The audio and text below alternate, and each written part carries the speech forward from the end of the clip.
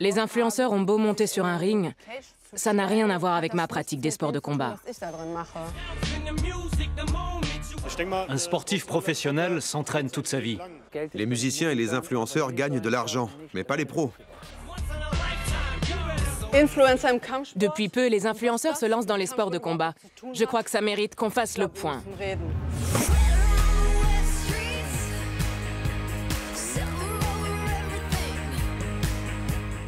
Je m'appelle Mandy Boom et je suis professionnelle en arts martiaux mixtes. Pour optimiser mes chances de réussite, je m'entraîne à Las Vegas.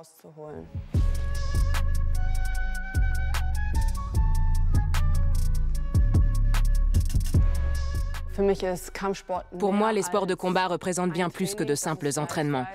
C'est un mode de vie et j'y consacre toutes mes journées. Quand j'ai commencé les arts martiaux, j'ai décidé de devenir la meilleure de la planète.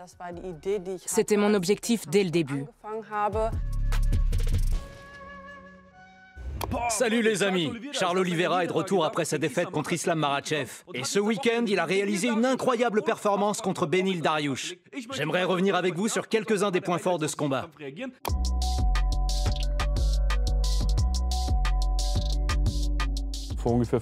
Il y a environ 4 ans, j'ai commencé à partager ma passion pour les arts martiaux sur YouTube. Au début, je faisais que des tutos. Et je me suis vite rendu compte que mes vidéos n'étaient regardées que par des gens qui s'intéressaient déjà au sport de combat. Pour atteindre plus de monde, j'ai donc adapté ces formats pour qu'ils plaisent à un public plus large. Salut et bienvenue dans Ring Life. Aujourd'hui, je suis à Nuremberg pour le 2e épisode de Frappe-moi si tu peux. C'est bon, on est prêt? Pendant 2 ans, j'avais que 1500 abonnés. Mais depuis, ce nombre n'a pas arrêté d'augmenter. Et je suis suivi aujourd'hui par près de 430 000 personnes. Au début, ce n'étaient que des gens qui pratiquaient déjà les arts martiaux. Mais en rendant mes vidéos plus divertissantes, mes abonnés proviennent de tous les horizons. Je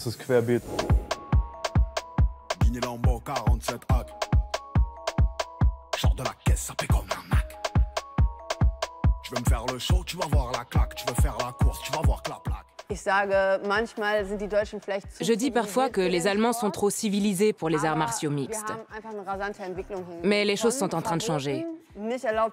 Il y a encore quelques années, la pratique de ce sport était interdite et les chaînes publiques n'avaient pas le droit de diffuser de matchs avant 22 heures.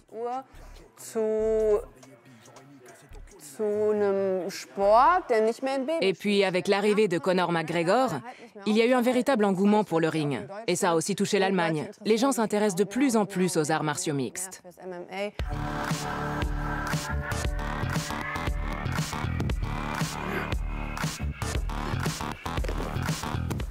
Ring Life est une plateforme informative. Et même en optant pour la version gratuite, on sera toujours au courant des dernières nouvelles et de ce qui est en train de se passer dans le monde des arts martiaux.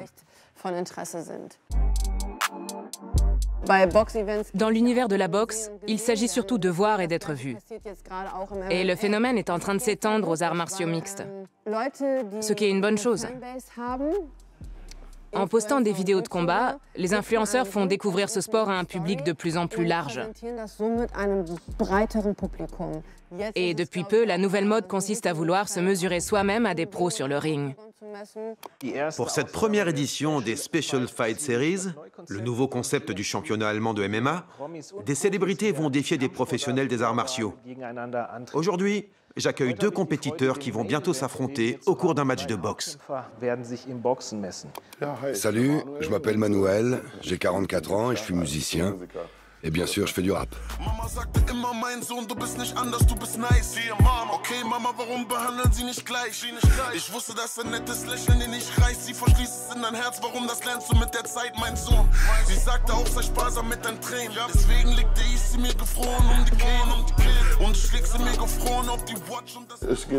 Je m'entraîne avec un coach qui s'appelle Bekim. C'est quelqu'un de très compétent et qui a fait ses preuves. Être avec lui me donne aussi un petit aperçu de la manière dont les sportifs professionnels se préparent pour un vrai combat. De mon cycle de sommeil à mon régime alimentaire, je fais tout en fonction du sport.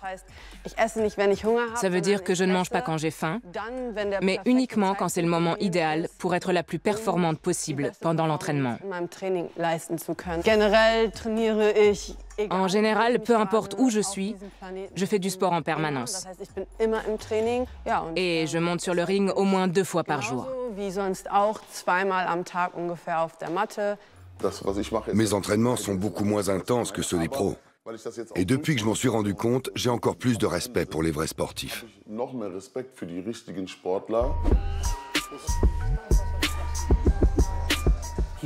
Manuel est un musicien, mais il avait déjà une petite expérience dans le milieu de la boxe. Il peut y arriver, parce qu'il a déjà passé pas mal de temps en salle, et qu'il s'applique à faire ce que je lui montre. Chaque jour, il s'améliore. D'ailleurs, il s'en rend compte. Sur le ring, vous allez voir 140 kilos de puissance brute. J'ai pas pu m'empêcher de vouloir m'entraîner avec Manuel, parce que son grand combat aura lieu dans moins de 3 semaines. Manuel et moi, on est en contact depuis au moins 1 an. Ensemble, on parle bien sûr de sport de combat. Un jour, il m'a proposé de m'entraîner avec lui et on a tourné une vidéo tous les deux. Il est très populaire sur YouTube et certains de ses contenus ont déjà été vus 500 000 fois, ce qui est énorme pour l'Allemagne.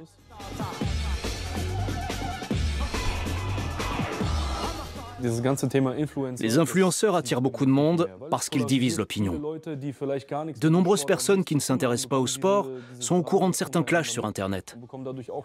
Il faut surtout pas oublier que les arts martiaux, c'est aussi du show business et que le public veut être diverti. Les clashs attirent l'attention. C'est pas nouveau et c'est partout pareil.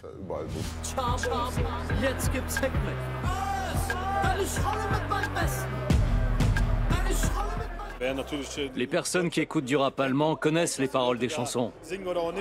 Et souvent, il est question de jouer au dur et de se battre dans la rue. Dans les clips de rap, il y a pas mal de liens avec les sports de combat. D'ailleurs, beaucoup de rappeurs pratiquent les arts martiaux.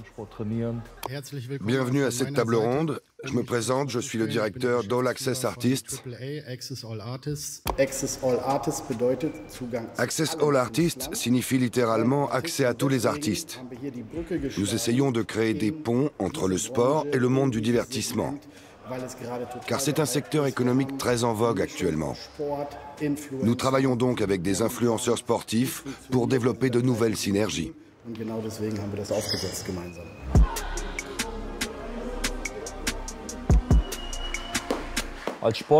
Un sportif dispose d'une communauté de fans, mais celle d'un influenceur est bien plus importante.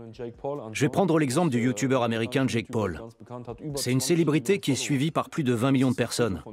Ça fait 1/4 de la population allemande. Vous imaginez sa visibilité chez les jeunes? À mon avis, il fait une superbe pub pour le sport. Jake Paul est certes un youtubeur, mais c'est aussi un professionnel des arts martiaux. D'ailleurs, il ne se bat pas contre d'autres influenceurs, mais se mesure aux meilleurs athlètes de la planète. Ça ne veut pas dire que je ne respecte pas Manuelsen et Bösemann qui ont décidé de s'affronter. Au contraire, je respecte toutes les personnes qui ont le courage de se livrer à une véritable compétition sportive. Mais les influenceurs, les youtubeurs, les rappeurs ou je ne sais qui ont beau monter sur un ring en défiant un concurrent, ça n'a rien à voir avec ma pratique des sports de combat.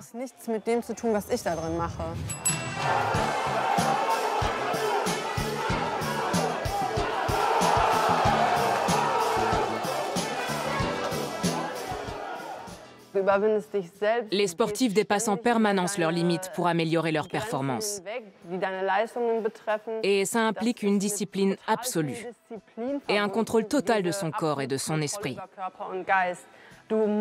Pour y arriver, il faut être capable de maîtriser ses émotions.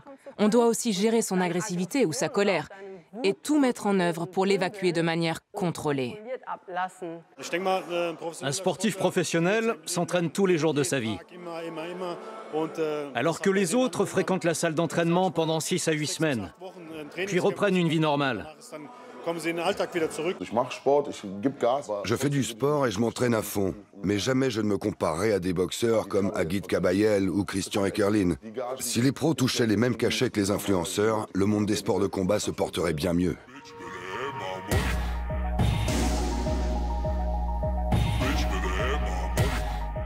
Si je faisais ce métier que pour l'argent, je dirais au revoir à tous les boxeurs pros.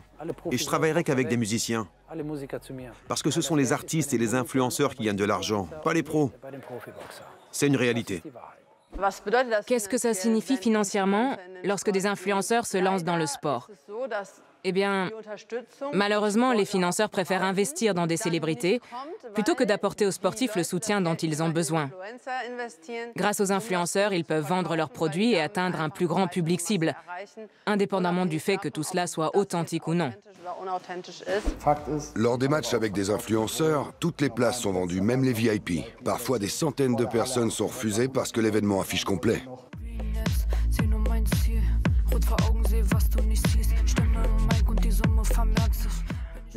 YouTube reste un business, mais ce sont les contenus qui importent. Je pourrais faire que des vidéos de combat avec les meilleurs sportifs du monde, mais mon nombre de vues s'effondrerait. J'aime parler de ces matchs d'influenceurs. Je trouve ça amusant. Je les regarde aussi et j'aime bien en discuter.